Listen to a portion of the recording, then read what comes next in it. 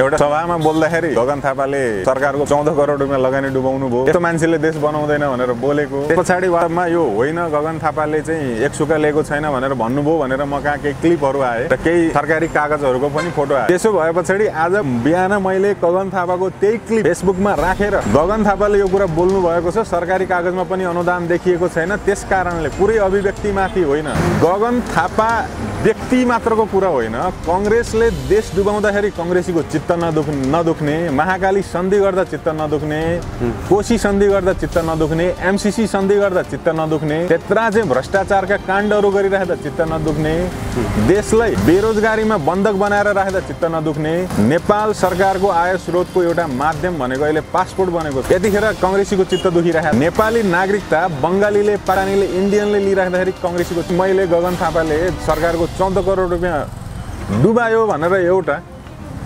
अप्रमाणित भनौँ न, सरकारी कागजमा अप्रमाणित कुरो गर्दा उसको चित्त दुख्न थाल्यो भने त्यो कस्तो खालको समर्थक रहेछ, कस्तो खालको त्यसको चिन्तन रहेछ क्या। अनि राजनीतिक दलले के गर्छ त? गर्ने त जे अहिले भइरहेछ त्यही, उसले धर्मनिरपेक्षता लाद्ने, उसले संघीयता लाद्ने, उसले गणतन्त्र लाद्ने, उसले एमसीसी लाद्ने हो, उसले तमाम अन्य चाहिँ असमान सन्धि सम्झौता हामीमाथि लाद्ने नै हो। किनभने राजनीतिक दलले के कुरा बुझेका छन् भने मेरो पछाडि जय जयकार गर्ने ठुलो पंक्ति खडा, भूतपूर्व भइसकेकाहरूलाई सुरक्षाकर्मी दिनुपर्ने बाध्यता किन सरकारसँग, तिनीहरूलाई भत्ता दिनुपर्ने चाहिँ बाध्यता किन? अब जनताको छोराछोरी राष्ट्रपति भनेर गफ लाउँछन्, तर त्यो राष्ट्रपति नेपालको लागि सेतो हात्ती भइरहेछ भन्ने कुरो कसैले विश्वास गर्दैन, या भनौँ त्यो कुरामा विचार कसैले गरिरहेको छैन। पूर्व राष्ट्रपति हुने बित्तिकै त्यो नमरुन्जेलसम्म सरकारले सुविधा दिने रे, त्यसको लागि घर निर्माण गर्ने रे, त्यसलाई गाडी दिने रे, पेट्रोल दिने रे, उपचार खर्च बेहोर्ने रे, सुरक्षाकर्मी दिने रे। अनि त्यो पैसा कहाँबाट आउने भन्दा त्यो पैसा त तपाईँ हामीले कर तिरेको पैसा। एउटा राष्ट्रपति भूतपूर्व भइसकेको छ, अर्को राष्ट्रपति भूतपूर्व हुने तयारीमा छ, त्यस पछाडि अर्को आउला। तपाईँ हामी मर्ने बेलासम्म 15वटा भूतपूर्वलाई पाल्न पर्ने अवस्था। एउटा राजदूतले नेपालको प्रधानमन्त्रीलाई थर्काउने हैसियत राख्छ भने हामी कहाँनिर छौँ त्यो आफैमा उदाहरण हुन्छ। त्यहाँ यस्ता कार्य हुनु भनेको, यस्ता विमानहरू आउनु कुनै अचम्मको कुरो होइन कि। अब अमेरिकन आर्मी नै आएर चाहिँ तपाईँको चाहिँ नेपाल सरकार चाहिँ असुरक्षित भयो, हामी सुरक्षा दिन्छौँ भन्न थाले पनि अचम्म मान्न पर्दैन। एमसीसी मार्फत त्यो कुरो पनि गराउन सक्छ, एजेन्डासँग मेल खान्छ, जो हाम्रो भावलाई बोकेर एउटा राजनीतिक मुद्दा बनाएर हिँडिरहेको छ, त्यसैलाई प्रयोग गरौँ, एउटा प्लेटफर्मको रूपमा त्यसलाई। हाम्रो भनेको नेपालको, हामी नेपालीहरूको जुन भनौँ न अब धर्म संस्कृति संरक्षणको विषयलाई लिएर अनि राज संस्थाको विषयलाई लिएर, त्यसै गरी समृद्धिको विषयलाई लिएर, सुशासनको विषयलाई लिएर, अनुशासनको विषयलाई लिएर राप्रपा पनि हिँडिरहेको छ। चुनौती त थपिए जस्तो लाग्छ नि। तपाईँको गणतन्त्रका हिमायतीहरू, धर्मनिरपेक्ष ल्याए भनेर गर्व गर्नेहरू, केपी ओली माधव नेपालहरू पनि रुद्राक्षमाला भिरेर सनातनी कुरा गरेर रामको र्याली चलाएर तपाईँको हुन्छ नि ठोरीमा त्यो राम नेपालमा जन्मेको भनेर अनेक प्रोपागेन्डा गर्न थाले। माधव नेपाल जस्तो इसाईका पादरी भनेर झन्डै चिनेका व्यक्ति आज हिन्दूको वकालत गर्न थालेको। त्यसले चाहिँ के भन्दैछौँ भने अनावश्यक खर्चहरू घटाउँ, अनावश्यक खर्चहरू घटायौँ भने यही देशको पुँजीले देश निर्माण हुन सक्छ। वाहियात कुराहरूमा खर्च गर्न छोड्यौँ भने, आवश्यक कुरा मात्र खर्च गऱ्यौँ भने चाहिँ हामी आफ्नै पुँजीले देशलाई सम्पन्न बनाउन सक्छौँ भने एक थरी तपाईँ हामी राष्ट्रवादी छौँ। हामीलाई पत्याउने सङ्ख्या सानो होला तर हाम्रो पछाडि पनि केही मानिसहरू छन्। त्यसै गरी यो धर्म सापेक्षता र धर्मनिरपेक्षता भन्ने विषयमा पनि एक खाले मान्छेहरू छन् धर्मनिरपेक्षतामा टाँसिएर बसेका, उनका नेताहरू धर्मनिरपेक्षताको वकालत गर्ने, उनीहरू धर्म सापेक्षताको वकालत गर्ने। अनि त्यस्ता मान्छेहरूको लागि तपाईँ हामी इन्टरटेनमेन्टको साधनभन्दा बढी के पनि उनीहरू तुष्टिकरणको लागि हामीलाई सुन्छन् कि आफ्नो आजको कुराकानीमा भनेर दिदिउँ छोटो ढाँडा।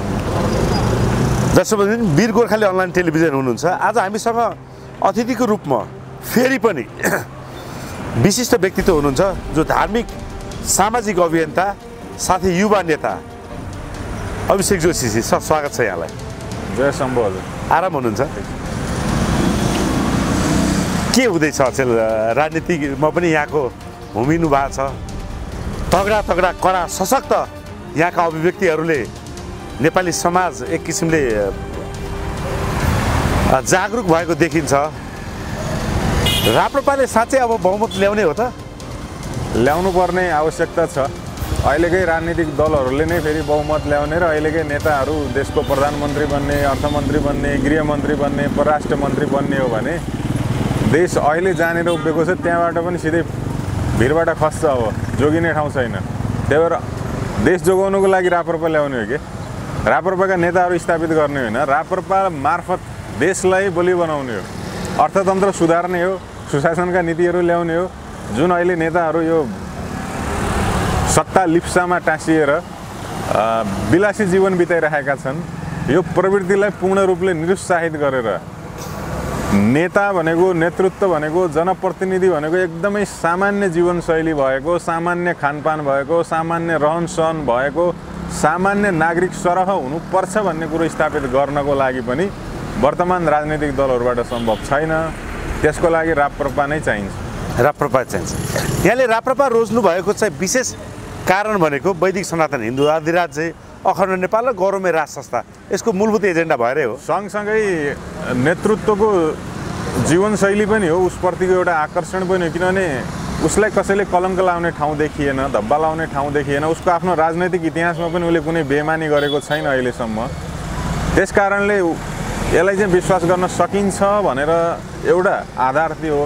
अर्को आधार के हो भने, अब मानौँ तपाईँ हामीले एउटा नयाँ राजनीतिक चाहिँ यात्रा सुरु गऱ्यौँ अरे भने पनि त्यसलाई स्थापित गरेर त्यसलाई चाहिँ एउटा उचाइमा लिएर जानलाई, त्यसलाई जनताको माझमा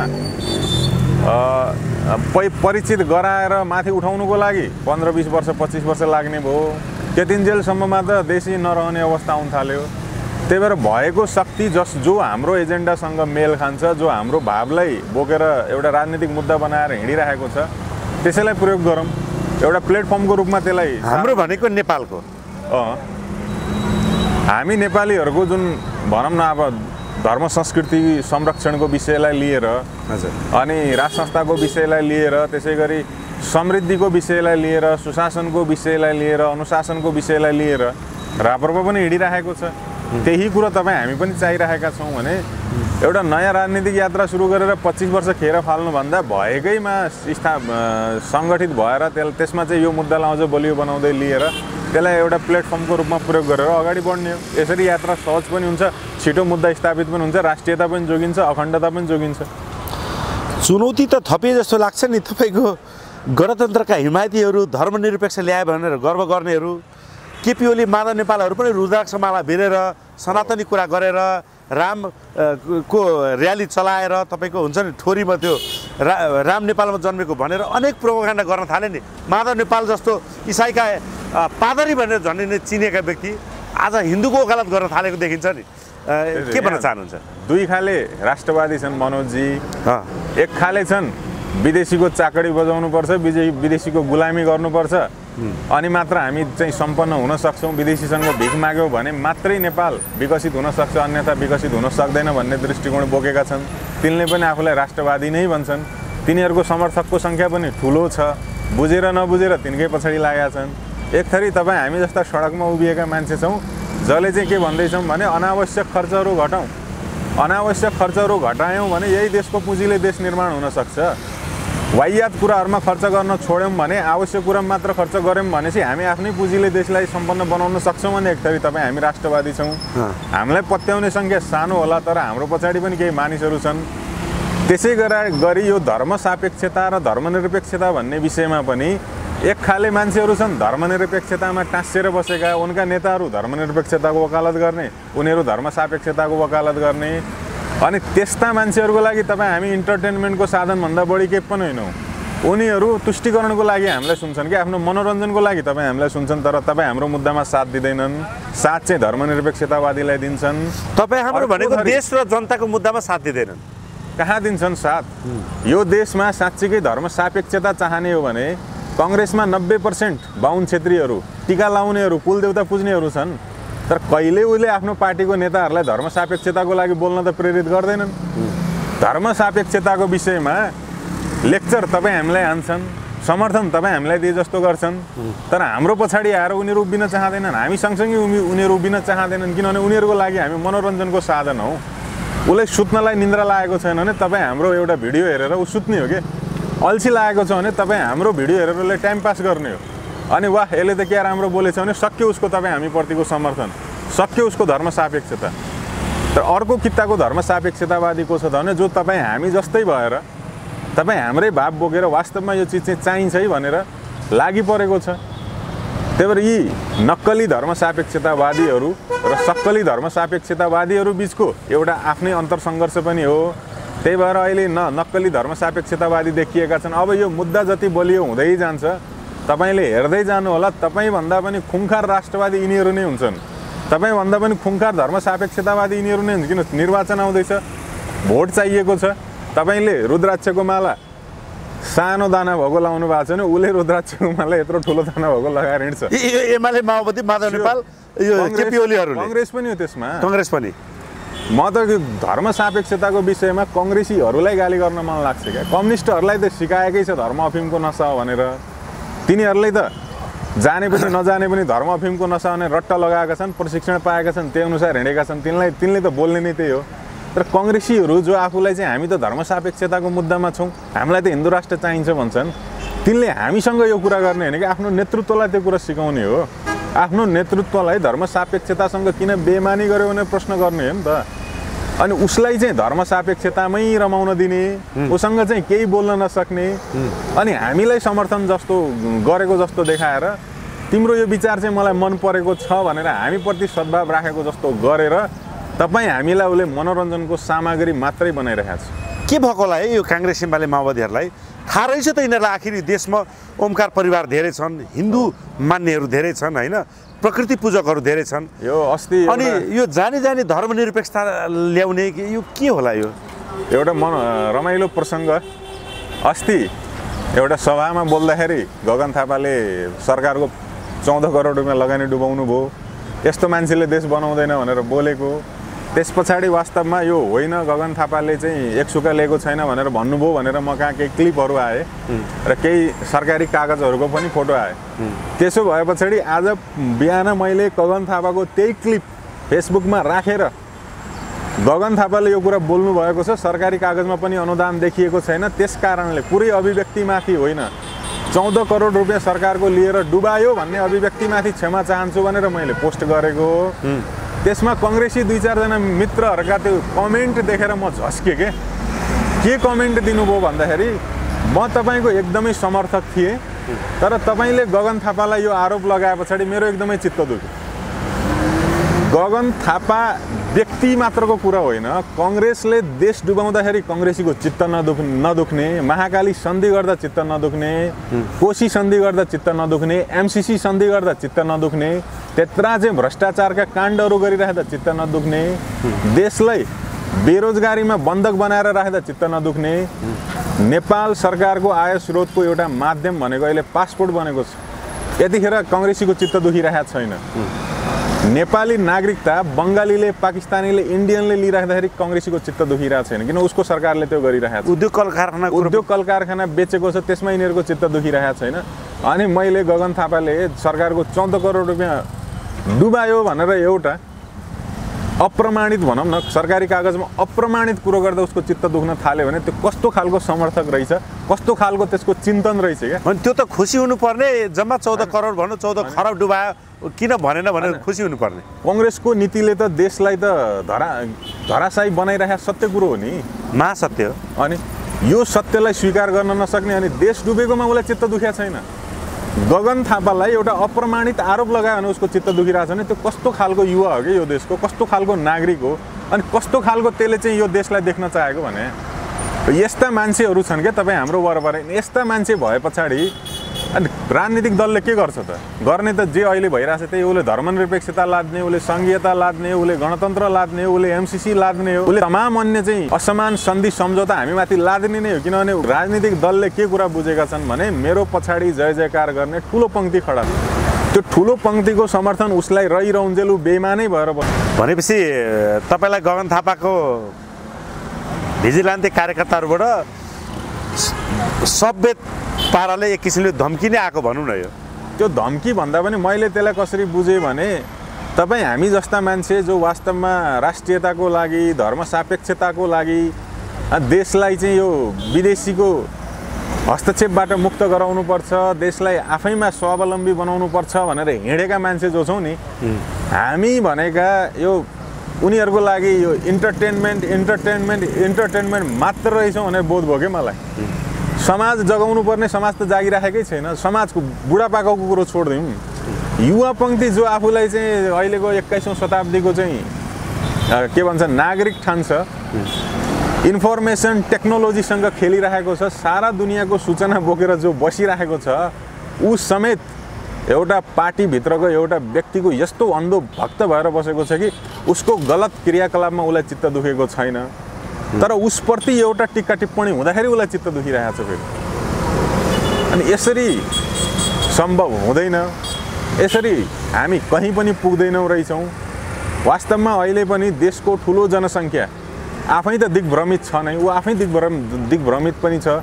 हामी जस्ता मान्छेलाई पनि उसले भ्रममा राखिरहेको छ कि समर्थकको नाममा हामी जस्तालाई पनि उसले पज्याउने काम गरेको, कुब्ज्याउने काम गरिरहेको रहेछ। म चाहिँ यो यसबाट एउटा भ्रमबाट चाहिँ मुक्त भएँ। वास्तवमा अहिले पनि तपाईँ हामीलाई समर्थन गर्नेहरू तपाईँ हाम्रो पक्षमा उभिन्छन् भन्ने विश्वास चाहिँ मलाई रहेन। अब रहेन। 100 जनामा 10 जना आउलान्, 90 जना चाहिँ टाढा बसेर तमासा हेर्नेहरू मात्रै रहेछन्, झोलेहरू छन्। झोलेहरू। के भएको होला है यो देशमा? जनता कसरी सुध्रिने होलान्? जनताले कसरी सच्चा र सही मान्छेहरू चिन्ने होलान्? कसरी जाने होला? चिन्ता लाग्दैन अभिषेकजी? अनि त्यही त चिन्ताको विषय बन्यो, चिन्ताको विषय यो बन्यो। अब यसमा चिन्ता मात्रै गर्ने कि चिन्तन स्थापित गर्दै जाने, त्यो पनि महत्त्वपूर्ण कुरो भयो। अहिले एउटा चाहिँ मलाई सुझाव के आयो भन्दाखेरि, समस्या तमाम छन्, समस्याको बारेमा सबैलाई थाहा छ, समाधानको कुरो कसैले नगरेको हुनाले समाधानको कुरोलाई तपाईँहरूले अगाडि लिएर जानुभयो भने त्यसलाई चाहिँ सहज तरिकाले स्थापित गर्न सकिएला। होइन भने अब त्यो गाली गलौजमा मात्र उत्रेर यिनीहरूले बिगारे, भत्काए, बर्बाद पारे, वैदेशिक हस्तक्षेप निम्त्याए भनेर तपाईँहरू पनि आरोपमा मात्रै जान थाल्नुभयो भने अन्यभन्दा तपाईँहरू के कुरामा पृथक त भन्ने कुरो आयो। वास्तवमा हो पनि यिनीहरूले डुबाए, बर्बाद पारे, तर विकल्प के त? विकल्प त हामीले दिन पर्यो नि। अब विकल्प के हो त? जस्तो राष्ट्रलाई कसरी समृद्धिको दिशामा लिएर जाने त भन्ने कुरो, सामान्यभन्दा सामान्य काम गरौँ। मैले जस्तो एउटा सुशासनको कुरो अहिले भनिरहेको छु नि, त्यो हजारौँ रुपियाँ पर्ने लुगा किन लाउनु पर्यो भने जब 200 रुपियाँको चप्पल लाउन सकिन्छ भने हजुर 1000 रुपियाँ पर्ने चप्पल लगाइराख्नु पर्ने त छैन। त्यसो गर्दा 800 रुपियाँ त राज्य कोषको जोगियो। हजुर। नेताहरूले, सांसदहरूले, मन्त्रीहरूले, कर्मचारीहरूले, प्रशासकहरू जो पनि छन्, ती सबैले सामान्य जीवनशैली अपनाउने हो भने पनि हाम्रो अरबौँ रुपियाँ देशमै जोगिने भयो। त्यस पछाडि यो भूतपूर्व भइसकेकाहरूलाई सुरक्षाकर्मी दिनुपर्ने बाध्यता किन सरकारसँग? तिनीहरूलाई भत्ता दिनुपर्ने चाहिँ बाध्यता किन? अब जनताको छोराछोरी राष्ट्रपति भनेर गफ लाउँछन्, तर त्यो राष्ट्रपति नेपालको लागि सेतो हात्ती भइरहेछ भन्ने कुरो कसैले विश्वास गर्दैन, या भनौँ त्यो कुरामा विचार कसैले गरिरहेको छैन। पूर्व राष्ट्रपति हुने बित्तिकै त्यो नमरुन्जेलसम्म सरकारले सुविधा दिने रे, त्यसको लागि घर निर्माण गर्ने रे, त्यसलाई गाडी दिने रे, पेट्रोल दिने रे, उपचार खर्च बेहोर्ने रे, सुरक्षाकर्मी दिने रे। अनि त्यो पैसा कहाँबाट आउने भन्दा त्यो पैसा त तपाईँ हामीले कर तिरेको पैसा हो। एउटा राष्ट्रपति भूतपूर्व भइसकेको छ, अर्को राष्ट्रपति भूतपूर्व हुने तयारीमा छ, त्यस पछाडि अर्को आउला, अर्को आउला। तपाईँ हामी मर्ने बेलासम्म 15वटा भूतपूर्वलाई पाल्न पर्ने अवस्था आउँछ। राष्ट्रपति भनेको राष्ट्रको पिता, सबैले मान्ने हुनु पर्यो। यहाँ त एउटा दलबाट पनि एउटा गुटबाट आएर राष्ट्रपति हुन्छ, त्यस्ता मान्छे कसरी राष्ट्रपति? यो त भयो नै, यो कमजोरी त छँदैछ। सँगसँगै के भयो त भन्दा त्यो भूतपूर्व भएपछि त्यसलाई पाल्दिन पर्ने। प्रधान न्यायाधीश भूतपूर्व भयो, नमरुन्जेल पाल्नु पर्ने। गृहमन्त्री एकचोटि तपाईँ बन्नुभयो, त्यसपछि बन्नुहोस् नबन्नुहोस् आजीवन तपाईँलाई पाल्नु पर्ने। पूर्व प्रधानमन्त्री भयो, पाल्न पर्ने। सभामुख भयो, पाल्दिनु पर्ने। पूर्व प्रहरी महानिरीक्षक छ, त्यसलाई पाल्नु पर्ने। अनि देश कङ्गाल भएर बस्ने, विकास गर्न हामीसँग बजेट छैन, विदेशीसँग भिख माग्नुपर्छ भन्ने। अनि यहाँ यत्रै चाहिँ 100औं हजारौं पूर्वहरू किन पाल्नु पर्यो?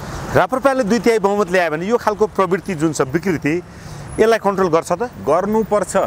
होइन भने कङ्ग्रेस र राप्रपामा के कुरो फरक रह्यो? यो बारेमा तपाईको एउटा कुरा के बुझ्नु, हामीले बुझ्नुपर्छ भने राष्ट्रपतिको ठाउँमा राजालाई राख्दैमा देश विकास हुने होइन। यी जो भ्रष्ट नीतिहरू छन्, यी नीतिहरू सुधार्न पर्यो। जस्तो रक्सीको कुरा गरेका थियौँ हामीले, रक्सी त रक्सी हो नि, या त पूर्ण रूपले निषेधित हुनु पर्यो, होइन भने त घरेलु मदिरालाई उद्योगको रूपमा स्थापित गर्न पर्यो नि।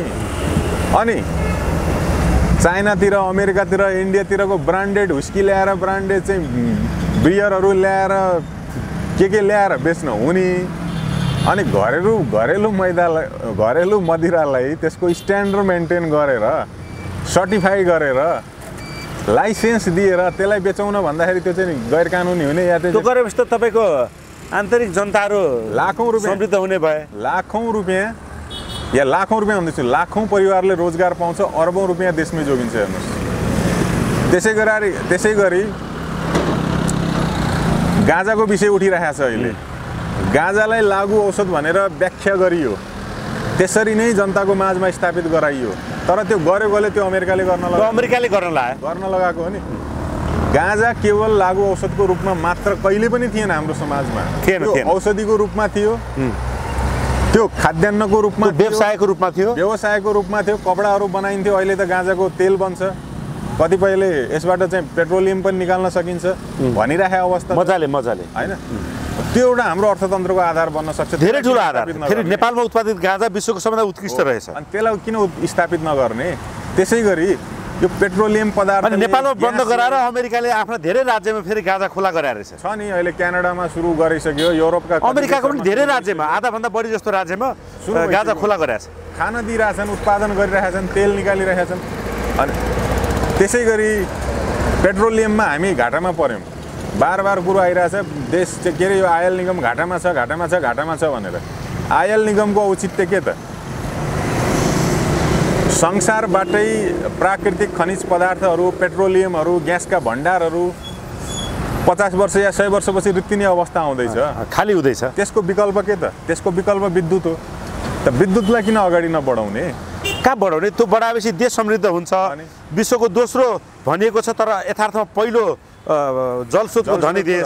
यो व्हाइट गोल्ड यहाँबाट उत्पादित बिजुलीले त हामी स्वतःस्फूर्त रूपले नेपाली जनता धनी हुँदैछन्, नेपाल धनी हुँदैछ। यसलाई कहाँ प्रोत्साहनमा राख्छ त अहिलेको नेताहरूले? त्यही त भने, नेताले यो काम नगर्ने अनि तिनका अरौटे भरौटेले हामीलाई के भन्दा भिख नमागी देश कसरी बन्छ भनेर सोध्ने के? भिख नमागी देश कसरी बन्छ भन्नेहरूलाई आइडिया दिइरह हो।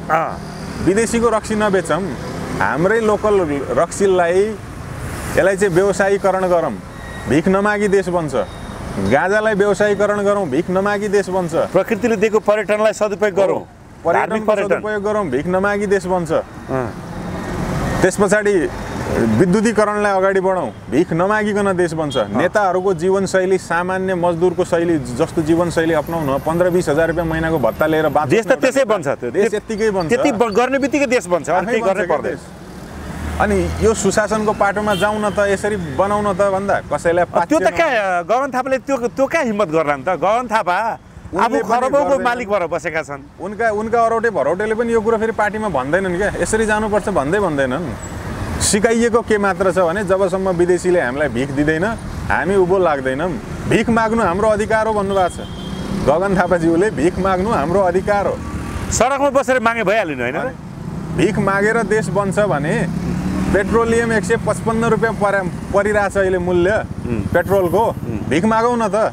चाइनासँग 1 लाख लिटर मागौँ, अमेरिकासँग 50,000 लिटर मागौँ, इन्डियासँग 10,000 लिटर मागौँ, अर्को रसियासँग मागौँ, कति हजार लिटर माग्ने हो मागौँ। त्यो भिख माग्नेलाई माग्नेको नाइके गगन थापालाई बनाऊ। उहाँले भन्नुभएको छ त भिख नमागी बन्दैन, बनाइदिउँ नाइके। र भिख मागेरै पेट्रोलियम ल्याएर देश चलाऊँ, भिख मागेरै अनाज ल्याउँ। 2 करोड 91 लाख जनतालाई भिख माग्नलाई विदेश पठाइदिउँ न। त्यो गर्दा पनि मागेर खाना बनाऊ न। प्रधानमन्त्रीलाई भिखारी सङ्गठनको अध्यक्षलाई प्रधानमन्त्री बनाइदिउँ न। किन शेरबहादुर देउवाजी कुर्सीमा बसिराख्ने? यो भिख मङ्गा चरित्रदेखि माथि उठ्नु पर्यो। विदेशीसँग भिख मागी हजारौँ रुपियाँको कोट लाउन जरुरी छैन, लाखौँ रुपियाँको आइफोन बोक्न जरुरी छैन, करोडौँ रुपियाँको गाडी चढ्न जरुरी छैन नि। तर यहाँ त्यो भइरहेछ क्या, विकासको नाममा भिख मागेर ल्याइरहेछन् अनि विलासी जीवन बाँचिरहेका छन्। अनि भिख मागेर ल्याएको पनि फेरि देश र जनताको हकमा कहाँ पठाछन्, आफै खाइरहेछन्। जस्तो हिजो के अरे एयरफोर्सको प्लेन आयो नि। यो यहाँ म जाँदै थिएँ तपाईँ एयरफोर्सको प्लेन आयो, त्यसले हाम्रो चरित्र देखाइरहेछ के। हामीलाई विदेशीले भिख किन दिइरहेछ भनेर त्यसले देखाइरहेछ हाम्रो वास्तविकता त्यसले छर्लङ्ग पारिदिएछ। अचम्म के भने नेपालको एयरपोर्टमा अमेरिकन एयरफोर्सको जहाज ल्यान्ड गर्छ। हिजो ल्यान्ड गर्दासम्म तेस्रो पटक रहेछ। आधिकारिक रूपमा नेपाल सरकारले जानकारी पाएर यो सूचना बाहिर ल्याएको जनतालाई बुझाएको छैन। अरू कुरो सुन्नमा आएको के छ भने त्यो जहाज ल्यान्ड गर्यो, त्यहाँ अमेरिकन गाडी गयो, त्यहाँ कति टन सामान कति बन्डल सामान लियो, सिधै त्यो गाडी सामान लिएर अमेरिकन एम्बेसी छिर्यो। न नेपाल सरकार जानकार छ यस बारेमा, न एयरपोर्ट प्रशासन जानकार छ, न भन्सार जानकार छ, न केही जानकार छ। अनि यो गगन थापा के भन्छन् भने भिख माग्छु र हामी स्वतन्त्र छौँ, हामी स्वाभिमानी छौँ। यो प्रश्न गगन थापालाई गर्दा गगन थापाको उत्तर कस्तो आउला? भिखारीलाई कसैले इज्जत गर्दैन हेर्नुहोस्। हो यो एउटा उदाहरण हो। यहाँ अमेरिकन प्लेन मात्र होइन, जति पनि देशले नेपाललाई डोनेट गरेका छन् नि, सहयोगको नाममा लगानी गरेका छन्, तिनीहरू कसैले पनि नेपाल सरकारलाई टिर्दैनन्। एउटा राजदूतले नेपालको प्रधानमन्त्रीलाई थर्काउने हैसियत राख्छ भने हामी कहाँनिर छौँ त्यो आफैमा उदाहरण हो एउटा। त नेपालको एयरपोर्टमा युएसको विमान हामीले देख्यौँ र अहिले हामी प्रश्न गरिरहेछौँ। यो उज्यालोमा आएको कारणले देखेको हो। अँध्यारोमा त कति विमान आउँछन् जान्छन्, को यहाँ ल्यान्ड हुन्छन् जान्छन्, कसलाई जानकारी छ र? कसलाई भेट्छन्, प्रधानमन्त्रीको किचनसम्म कसरी जान्छन्? जुन देशको विदेश नीति नै छैन, जहाँ एउटा दलको एउटा नेता आएपछि विदेश नीति निर्धारण हुन्छ, त्यहाँ यस्ता कार्य हुनु भनेको यस्ता विमानहरू आउनु कुनै अचम्मको कुरो होइन के। अब अमेरिकन आर्मी नै आएर चाहिँ तपाईँको चाहिँ नेपाल सरकार चाहिँ असुरक्षित भयो, हामी सुरक्षा दिन्छौँ भन्न थाले पनि अचम्म मान्न पर्दैन। परेन एमसीसी मार्फत त्यो कुरो पनि गराउन सक्छ। यो आउँछ बिस्तारै बिस्तारै आउँछ, एकैचोटि आउने कुरो होइन। अनि कस्तो बेलामा विमान आएको छ भने चीनको विदेश मन्त्री नेपाल भ्रमण गर्ने बेलामा।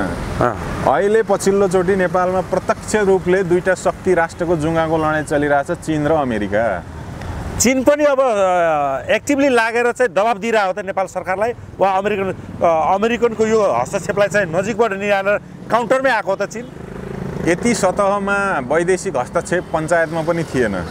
अब नेपालमा वैदेशिक हस्तक्षेप खास गरेर एकदमै तीव्र गतिले बढेको त बहुदल आए पछाडि हो। पञ्चायतले व्यवस्थापन गरेको थियो। तैपनि अब भन्छन् नि अहिलेका यी हाम्रा चाहिँ प्रजातान्त्रिकहरू भन्छन् नि कि राजा महेन्द्रले कसरी विकास गरे त?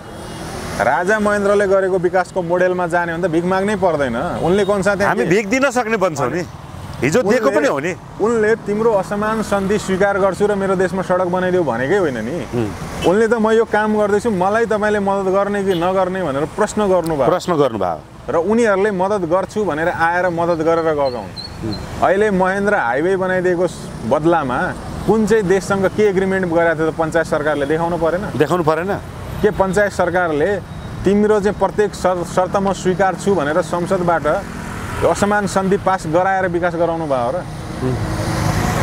त्यही भएर विकासको मोडेल के हुने, कुन शर्तमा त्यो उनीहरूको चाहिँ सहयोग स्वीकार्ने र कुन शर्तमा सहयोग नस्वीकार्ने भन्ने विषयमा आफै प्रश्न नहुने, देश कङ्गाल बनाउने, सरकारी उद्योगहरू रुग्न थिए त्यही भएर सरकारले चलाउन नसकेर कबाडीको भाउमा बेच्याउ भनेर निम्छरा तर्क गर्ने। अनि तिनका तर्कहरूलाई फेरि तपाईँले हामीले जस्ताको तस्तै स्वीकार गरिदिनु पर्ने क्या। त्यसमा नो अब्जेक्सन। तपाईँले त्यसमा प्रश्न गर्न थाल्नुभयो भने त्यस पछाडि तपाईँ हामी एजेन्ट हुने भयो। अमेरिकन यो जहाज आएपछि चाइनाहरू झनै एक्टिभ भएको देखिन्छ र केही धम्कीपूर्ण कुराहरू पनि आएको भन्ने कुरो मिडियाहरूमा आएको देखिन्छ। अब के हुन्छ, लडाइँ नै हुन्छ त? नेताहरूलाई अब कार्बाही गर्छ त त्यस्ता खालको प्रवृत्तिको नेतालाई चाइना एक्सनमा ओर्लेकै हो त? यो बारेमा अलिकति के लाग्छ यहाँलाई? राजनीतिक खिचातानी बढ्ने हो, आफ्नो आफ्नो खेमाका दलहरूलाई यिनीहरूले प्रयोग गर्ने हुन्। गोली नै चल्ने त होइन यो ठाउँमा खास भन्ने हो भने। अब यो खिचातानीले देशलाई नराम्रो तरिकाले चाइनिज प्रेसर थेक्न सक्छन् त अहिलेका नेताहरूले? प्रेसर त कसैको पनि थेक्न सक्दैनन्। आफ्नै श्रीमतीको प्रेसर थेक्न नसक्नेले चाइनाको प्रेसर थेक्छ। तर यिनीहरूका क्रियाकलापले गर्दाखेरि देश बर्बाद हुने भयो क्या। अनि यस्ता खालको यो न मुटु, न तपाईँको भिजन, न तपाईँको कुनै प्लान, न कुनै सङ्कल्प केही नभएका यस्ता ल्याङ्ग्रेहरूलाई चाहिँ नेपाली जनताले पटक पटक किन जिताएको होला? पञ्चायतमा जन्मेकाहरू जुन बेलामा भर्खर नेपालमा विकासको सुरुवात हुँदै थियो, भर्खर सडकहरू पिच हुँदै थिए, त्यो बेला जन्मेका नेताहरू नि यिनले अहिले जता गाडीमा गए त्यतै कालो पत्रै देख्छन् अनि देश त खत्रै विकास भएछ भन्ठान्छन्। तर कालो पत्रै हुनु विकास होइन नि। समयअनुसार सबै कुराहरू व्यवस्थित हुँदै जानु पर्यो, समयअनुसार सबै कुराहरूको सम्बोधन हुँदै जानु पर्यो। अनि त्यो छैन क्या। उनीहरूले आफू जस्तो मेरो बाल्यकालमा मेरो घरमा टुकीमा बालेर पढेको हामीले टेलिभिजन भन्ने कुरो हामीलाई थाहा थिएन मोबाइल त तपाईँ हामीले मलाई लाग्छ 62-63 पछाडि मात्र बोकेका हौँ अब 50 सालतिर मोबाइल बोक्न पाइएको थिएन आज मोबाइल बोक्न पाइयो यसलाई विकास भन्न सकिँदैन यो विकास होइन यो समयले ल्याएको कुनै यो नेपालको नेताले गरे होइन हाम्रो जमानामा फेसबुक थिएन हामी बच्चा हुँदाखेरि फेसबुक भने कि हामीलाई त थाहा नै थिएन अब अहिले फेसबुक चलाउँदैछौँ त यो गणतन्त्रले फेसबुक ल्यायो भन्न त मिलेन नि हास्यास्पद कुरा मैले यो बारेमा केहीसँग वाद विवाद पनि गरेको छु युट्युब भन्ने कुरो के नेपालको चाहिँ नेताले नेपाल छिराइदिया हो र यो त समय अनुसार प्रविधि अनुसार समाज अगाडि बढ्दै गयो प्रविधिले यस्ता कुरालाई आएको प्रविधिबाट आएको कुरालाई चाहिँ विकास भनिरहेछ नि मैले ल्याएको जुन एउटा विकासको गति हुन्छ नि सारा दुनियाँ जस्तो अहिले अब क्यासलेस जमाना आइसक्यो डिजिटलमा गइसके पैसा नोट समातेर अब तपाईँ सामान किन्न जानुपर्ने अवस्था त छैन सारा दुनियाँ त्यो अभ्यासमा गइसक्यो भोलि हामी पनि त्यही अभ्यासमा गयौँ भने यसलाई गणतन्त्रको उपलब्धि भन्ने होइन नि त्यो त विदेशीले गरेको सिकाउन हो उनीहरूले फेसबुक चलाए हामी कहाँ पनि आयो हामीले पनि चलायौँ उनीहरूकोमा युट्युब चल्यो उनीहरूले बनाए उनीहरूले चलाए हामीले पनि चलायौँ त्यसो भन्ने हो भने त नेपालमा सिनेमा थिएन राजाले सिनेमा ल्यायो भन्नु पर्यो नेपालमा हलहरू थिएनन् राजाले हल खोलिदियो भन्नु पर्यो नेपालमा हस्पिटल थिएनन् राजाले हस्पिटल खोलिदियो क्रेडिट दिन पनि त राजालाई पनि शिक्षा भन्ने कुरो यहाँ त राजाको पालामा खोलिएको उद्योग कारखानाहरू देशले कै उद्योग खोल्छ देशले सिमेन्ट फ्याक्ट्री खोल्छ देशले तपाईँको टायर उद्योग खोल्छ देशले जुत्ता फ्याक्ट्री खोल्छ भनेर पनि मलाई धम्कायो रिपोर्टिङ गरेर जाँदाखेरि काङ्ग्रेसीहरू यी दलका झोले भिजिलान्तेहरूले सबसे बढी उनीहरूलाई चित्त दुख्ने भनेकै उद्योग किन बेचेको भन्ने प्रश्न र त्यस पछाडि पञ्चायतले राम्रा काम गरेको भन्ने जो हामी पञ्चायतका राम्रा काम देखाउन खोज्छौँ सबसे बढी उहाँहरूलाई बिज्ने यो दुईटा कुरा हो त्यस पछाडि उहाँहरूले भजाउने भनेको के भन्दा प्रजातन्त्र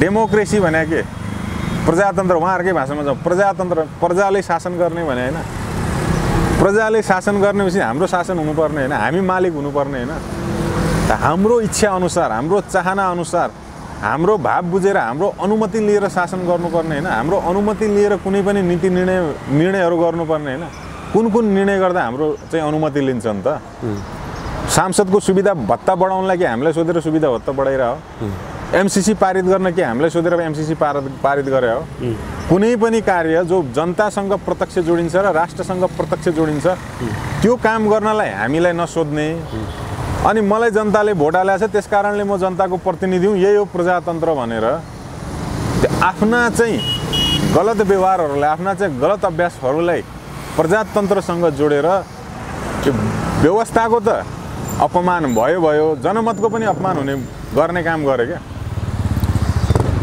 यो खैर यो छोडिदिउँ अभिषेकजी कान पाक्छ कहिलेकाहीँ यो हामी आफै दिनभरि डिसपोइन्टेड हुन्छौँ क्या यस्ता कुरा सुन्दा जनता जगाउने काममा जुन हामी अगाडि बढिरहेछौँ यसलाई सशक्तता दिउँ हामी अहिले जल्दो मुद्दामा कुरा गर्छौँ फेरि यो कश्मीर फाइल्स भन्ने फिल्ममा या त सशक्त धार्मिक अभियन्ता विशेष गरी सनातनी ओमकार परिवारको लागि लडेको योद्धा र विश्वभरि आएका धार्मिक कुराहरूको अग्रज जानकार व्यक्ति तल्खा मचाइरहेको छ त यो कश्मीर फाइल्सले के थियो यो केही जानकारी छ तपाईँलाई बताइदिनुहोस् मैले त्यो सिनेमा दुईचोटि हेरेँ दुईचोटि हेरेँ त्यो सिनेमामा चाहिँ कश्मीरको इतिहास पनि सम्बोधन भएको छ र त्यहाँबाट हिन्दूहरू किन लखेटिए कसरी लखेटिए कस्तो खालको अत्याचार भयो त्यो पनि देखाइएको छ त्यो सँगसँगै एउटा प्रश्न के पनि उब्जेको छ भने लखेटिए किन त जस्तो अफगानिस्तानमा हिन्दूहरू थिए बुद्धिस्टहरू थिए अफगानिस्तानमा ती कहाँ हराए इराकमा इरानमा या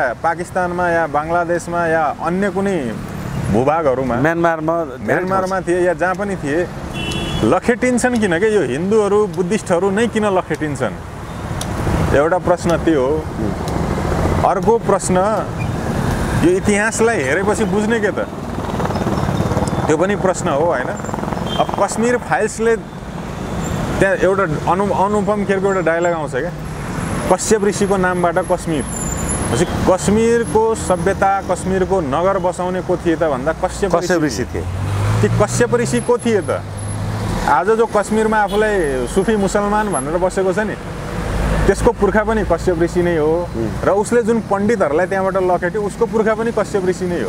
भनेपछि दाजुभाइकै बिचमा झगडा भयो, भाइले दाजुलाई लखेट्यो या दाजुले भाइलाई लखेट्यो धर्मको कारणले गर्दाखेरि। त धर्मान्तरणले दाजुभाइको बिचमा फाटो ल्याउँछ, दाजुभाइको बिचमा शत्रुता ल्याउँछ, दाजुभाइको बिचमा काटाकाटको स्थिति ल्याउँछ भन्ने कुरो प्रष्ट हो, ज्वलन्त उदाहरण हैन। अनि तत्कालीन इन्डियाको गभर्मेन्टले त्यो विषयमा आँखा चिम्लिँदाखेरि त्यत्रो ठुलो नरसंहार भएर त्यसरी चाहिँ एउटा चाहिँ त्यो धरतीको चाहिँ स्वर्ग भनिएको ठाउँ नरक बन्न गयो क्या। गभर्मेन्टले यो विषयमा आँखा चिम्लिँदाखेरि नेपालले यो विषयमा पाठ सिक्नुपर्छ। त्यसकारणले हामीले बारम्बार नेपालको रैथाने धर्म संस्कृति जोगाउनु पर्यो।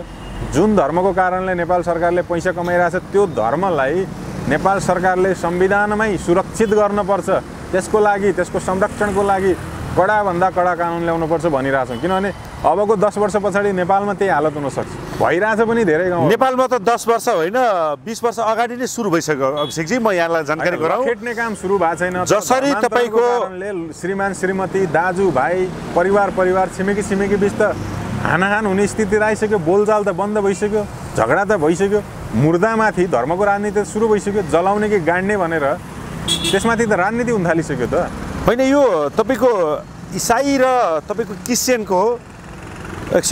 र तपाईँको मुसलमानको यो टाउकेहरू सँगै हुन्छ नि क्या हो? यिनीहरूको प्रहार भनेको विशेष गरी लडाइँ चाहिँ देखिन्छ इसाई र के अरे मुसलमानको, तर प्रहार र दमन चाहिँ बौद्धिस्ट र हिन्दूलाई मात्रै गरेको देखियो। त्यो त बुद्धिस्ट र हिन्दूले बुझ्नु पर्यो नि त, आफूलाई सेकुलर देखाउने, धार्मिक सहिष्णुता देखाउने। अनि बाघको अगाडि गएर त भएन नि। बाख्राले म चाहिँ शाकाहारी जीव हुँ, म चाहिँ सात्विक जीव हुँ, त्यही भएर म त सबैलाई सात्विक देख्छु, सबैलाई शाकाहारी देख्छु भने बाघको अगाडि गयो भने के हुन्छ? खाने नै हो। आफूलाई बलियो बनाएर राख्न पर्यो, आफ्नो चिजको सुरक्षा गर्नको लागि आफू अगाडि बढ्नु पर्यो। कश्मीर फाइल्सले सिकाएको पाठ यही हो। त्यत्रा मान्छे हिन्दूहरू मरिराख्दाखेरि उनीहरूले लड्न जानेनन् कि भाग्न जाने। एकैचोटि हजारौँको चाहिँ फौज आएको होइन नि मुस्लिम पनि। दुईटा विषय एकदम चर्चामा छ अभिषेकजी। अब सुन्नुहोस्, नेपालमा जसपाले मदरसा विधेयक ल्याउँदैछ। कसका लागि ल्याइरहेको थियो मदरसा विधेयक? जसपाले के हो? जसपाले ल्याउँदैछ। जसपाले भनेपछि कश्मीर फाइल्सलाई नै निरन्तरता दिएको देखियो। यसमा सङ्केत हो। मुस्लिम विश्वविद्यालय खोलिदिने, कसको पैसाले खोल्ने, के का लागि खोल्ने, त्यसको औचित्य के हो? के अरे मदरसामा पढाउने टिचर सरकारले नियुक्त गरेर सरकारले तलब दिइदिनु पर्ने। मुस्लिमको अपमान गर्न खोजे होइन, तर मुस्लिम धर्मले नेपाललाई आर्थिक रूपले कति लाभ दिएको छ त्यो देखाउनु परेन। एउटा चाहिँ गुरुकुलमा, देवघाटको गुरुकुलमा सरकारले शिक्षक नियुक्ति गरिदिँदैन, जबकि देवघाटको आम्दानी खान्छ सरकारले। गुप्तेश्वर महादेवको गुफा पोखरामा, त्यसको गुफाको पैसाले क्याम्पस चलाउँछ सरकारले।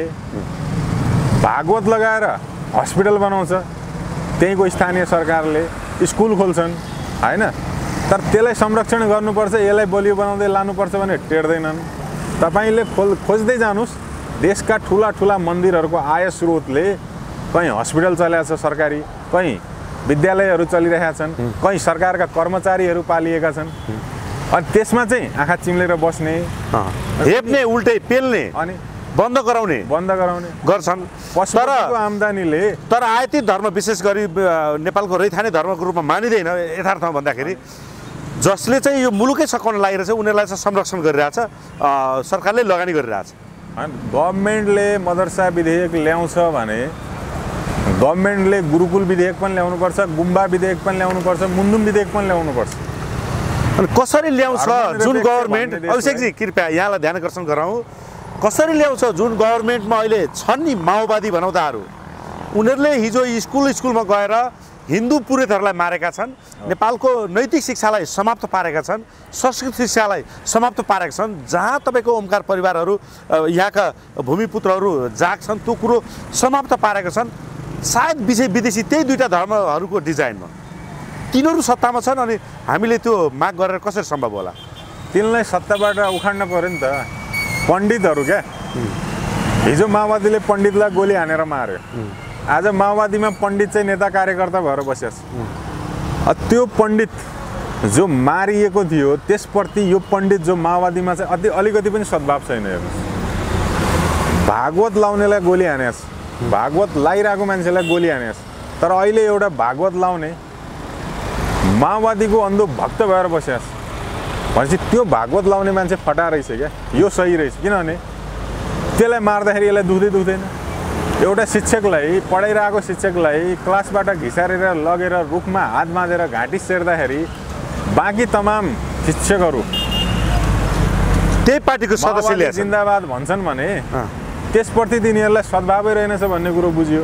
हो यस्तै यो चाहिँ व्यक्तिगत स्वार्थको लिप्साले बाँधिएर जब हामी आफूलाई चाहिँ धार्मिक भन्नेहरू, आफूलाई चाहिँ बुद्धिजीवी वर्ग भन्नेहरू, आफूलाई शिक्षक भन्नेहरू, आफूलाई व्यापारी भन्नेहरू आफैमाथि घात गर्नेको चाहिँ पुच्छर बनेर बस्छौँ, चाकडी बजाउन थाल्छौँ, अनि मदरसा विधेयक त आउने नै भयो। पशुपतिको जमिनमा चर्च त बन्यो। तर यिनीहरूको जग कति सानो, तपाईँको कति कमजोरमा अडेको रहेछ माओवादीको जग। तपाईँको प्रकाश सपुतको एउटा गीतले सिङ्गो माओवादी तपाईँको हल्लियो। माओवादीलाई के लाग्यो भने अब हामी समाप्त भयौँ, यो यत्रो जगै नभएको टिमले सरकार चलाइरहेछ, जनता मेरो छ भनेर अहिले पनि हालिमली गरिरहेछ। प्रकाश सपुतको यो जल्दो बल्दो यो गीतले के त अब साँच्चै माओवादी समाप्त हुन्छ त? हुनुपर्छ। विखण्डनको राजनीतिको बिउ रोपेको राजनीतिक दललाई उखाडेर फाल्नुपर्छ। यदि राष्ट्रिय अखण्डता चाहिन्छ भने, देश मजबुत बनाउनु छ भने, देशभित्र बसेका नागरिकहरूलाई जसले जातको नाममा, धर्मको नाममा, नस्लको नाममा, भूगोलको नाममा, लिङ्गको नाममा, खानपानको नाममा कित्ता काट गरेको छ नि, तिनीहरूलाई सबसे पहिला सिद्ध्याउनुपर्छ। अनि बल्ल देश बलियो हुने हो। पञ्चायतको संविधानले नेपालका नागरिक भन्ने, अनि अहिलेको उन्नत व्यवस्था गणतन्त्रको संविधानले चाहिँ नेपालमा बस्ने आदिवासी जनजाति, बाहुन, क्षेत्री, दलित, महिला, अल्पसङ्ख्यक, बहुसङ्ख्यक, किसान, सीमान्तकृत, विभाजित तेस्रोलिङ्गी विभाजित भएन त मान्छे। अनि तपाईँ संविधानमा नेपाली नागरिक कहाँ खोज्नुहुन्छ? तपाईँ त संविधानमा तपाईँको पहिचान खोज्नुहुन्छ। तपाईँ आदिवासी जनजाति हो कि, तपाईँ खसारी हो कि, तपाईँ महिला हो कि, तपाईँ किसान हो कि, तपाईँ अल्पसङ्ख्यक हो कि, तपाईँ बहुसङ्ख्यक हो कि, तपाईँ तेस्रोलिङ्गी हो कि, तपाईँ त त्यहाँ आफ्नो क्याटेगोरी खोजेर त्यो क्याटेगोरीमा सीमित पार्नु सोची समझी प्लान गरेर देशलाई डिस्ट्रोय गर्न खोजेको यो प्रश्न। एउटा आइएनजिओको प्रतिवेदनलाई तपाईँले संविधान बनाउनु भयो भने देश डिस्ट्रोय हुन्छ कि हुँदैन? आइएनजिओको भाषा प्रयोग गरेको छ क्या संविधानमा। राप्रपा र राजेन्द्र लिङ्गदेनले, तपाईँहरूको पार्टी र अध्यक्षले यी कुरालाई समाप्त पार्छन्? पार्नुपर्छ क्या, पार्नुपर्छ। पारेन भने के गर्नुहुन्छ? पारेनन् भने त्यसको पनि विरोध गर्दै हिँड्ने हो। विरोध मात्रै गरेर पुग्यो कि त्यो नेतृत्व हामीले लिने हो? नेतृत्व लिने त ठाउँ छँदैछ। नेतृत्व लिनेकै लागि भनेर पनि त्यसलाई रोज, किनभने प्रवृत्तिहरू, नेपालका राजनीतिकहरूको प्रवृत्तिहरू जब शक्तिमा जाँदै गए, ती विदेशी शक्तिहरूको इसारामा ननाचिकन बाँच्नै सकेका छैनन् यो मुलुकमा। होइन, त्यसरी पनि होइन। समाजलाई अध्ययन गर्दै जाऊँ हामी। समाजलाई जस्तो तपाईँलाई म अहिले प्रेम आले मगरको उदाहरण दिन चाहन्छु। प्रेम आले मगर भन्दा अगाडि संस्कृति तथा पर्यटन मन्त्री को हुनुहुन्थ्यो? के भट्टराई? योगेश भट्टराईजी हुनुहुन्थ्यो। योगेश भट्टराईजी हुँदाखेरि उहाँले नीति कस्तो ल्याउनु हो? पशुपतिको त्यो गेट उखाड्ने नीति ल्याउनु भयो भने विरोध भएन त? तपाईँ हामी नै गएन विरोध गर्नु? ब्रह्मनाल सार्ने, के अरे सिमेन्टेड संरचनाहरू निर्माण गर्ने आलोचित हुनुभयो नि। तर अहिले प्रेम आलेज्यूले के गर्नु? भित्ता सिँगार्नु भयो क्या, शिवजीका फोटाहरू राख्नुभयो, फोहोर भएको ठाउँबाट फोहोर हटाइदिनु भयो। केही कमी कमजोरी छ भने त्यो सुधारौँ भने त्यतातिर ध्यान दिनु। ताली पिटे नि त मान्छेहरूले। भनेपछि त्यो एउटा विदेशीको इसारामा गरिएको होइन कि, त्यो एउटा व्यक्तिको दिमाग नपुगेर गलत मान्छे त्यहाँ बसेर भएको। हजुर, कोरोनाको लकडाउनको बेलामा त्यतिखेर यी विदेशमा भएका नेपालीहरू रोजगार पनि थिएन, खाने बस्ने व्यवस्था पनि थिएन, नेपाल आउन खोजिरहेका थिए। त्यो बेलामा सुन्नमा केसम्म आयो भने 15,000 20,000 रुपियाँ पर्ने टिकटलाई 50,000सम्म लिइयो। समाचार त्यस्तो आयो। पर्यटन मन्त्रीको दायित्व के? आफ्नो देशको जनता जो विदेशमा गएर बिचरा श्रम गरेर यो देशलाई पालिरहेको छ, उसलाई निशुल्क आउने व्यवस्था गर्नुपर्ने थिएन? यो विडम्बना यस्तो छ अभिषेकजी, मैले बिचमा बोली काटेँ। भन्न खोजेको कुरो के मात्र, हरेक चिजमा हामी विदेशीलाई दोष दिएर आफ्नो कमजोरी लुकाउँदैछौँ। कमजोर मान्छे, फटा मान्छे, विदेशीलाई दोष दिएको होइन, उसको इसारामा काम गर्नेलाई दोष दिएको। अयोग्यलाई पठायौँ नि त हामीले। जम्मा एउटा पशुपतिलाई उदाहरण मात्रै हेरेँ मैले क्या।